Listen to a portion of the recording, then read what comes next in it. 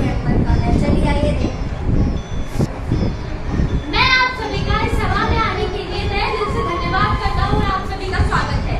आज मैं अपनी पुत्री सीता का स्वयंवर तय करने जा रहा हूँ, जिसमें शर्त ये है कि अगर इस शिव धनुष को उठाकर कोई भी राजा को प्रतिज्ञा चढ़ा देता है तो उससे मेरी पुत्री का स्वयंवर तय हो जाएगा।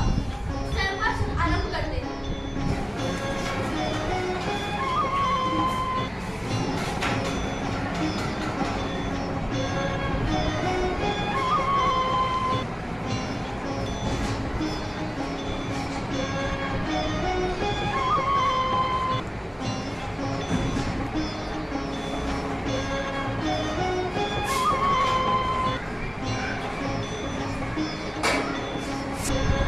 क्या इस पूरी सभा में कोई ऐसा राजा नहीं है जो इस शिव धनुष को उठाकर इसमें प्रतिज्ञा चढ़ा सके?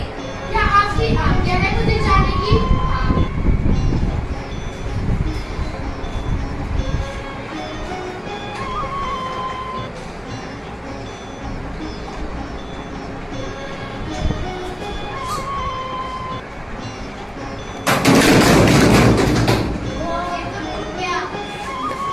अब क्या होगा?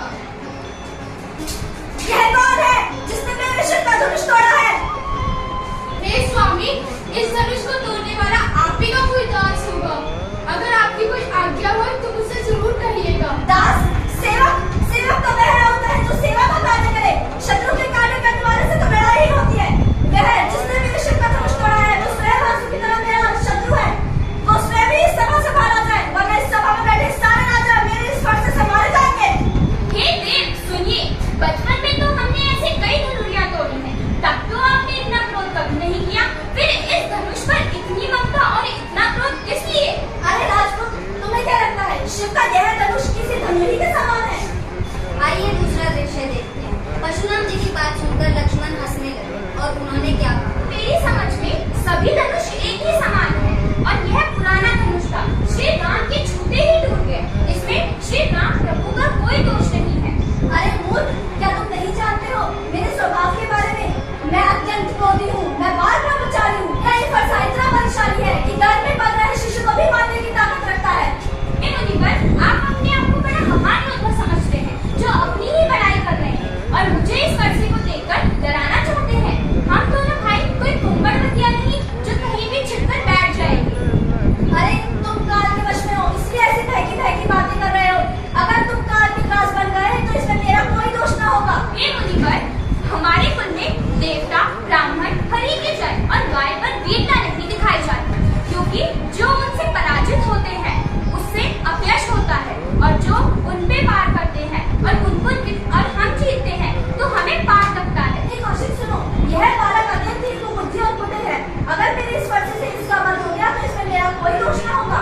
हे मुनि, बालकों के अपराध को साधु लोग ध्यान नहीं देते, बालकों के दोष और गुण को साधु लोग बिना नहीं करते। हे देव, सुनिए, आप अपने ही मुंह से अपनी ही बड़ाई कर रहे हैं और इसमें आपका कोई दोष नहीं है। अगर आपके मन में अभी भी कुछ रह गया हो तो वो भी कह दीजिए। अपने मन में कोई भी ऐसी असहनीय बात ना रखिए जिससे आपको ही दुख हो। हे बालक, तुम मुझे अत्यंत क्रोधी कर रहे हो। अगर मेरे से कोई गलती हो गई हो तो मुझे क्षमा कर दीजिएगा। अगर आप मुझ पर भाला या तलवार उठाकर मेरे सर पे भी रखेंगे तभी हम आपके चरणों में शीश ही झुकाएंगे।